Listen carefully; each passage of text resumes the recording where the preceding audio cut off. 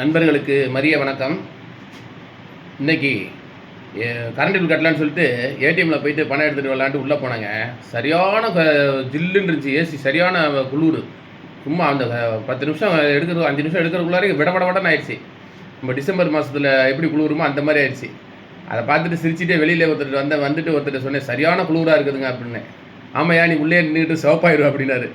ஏங்க காமெடி பண்ணிட்டு இருக்கீங்கன்னு சொல்லிட்டு நான் கூட நம்ம சித்தப்பா சொல்லுவார், பருத்தி வீரனில் கழுத காசு பணம் வந்தால் காக்கா குறி கூட சிவப்பாயிரும்டா அப்படின்னு சொல்லுவார். அது மாதிரி சிரிச்சுக்கிட்டே எங்கிட்ட வந்தேனுங்க. பார்த்தா அந்த கேவி பேங்க்லேருந்து உள்ளே போகிறோம் பார்த்தீங்களா, அங்கே இருக்குதுங்க நம்ம விவோ ஆஃபீஸு.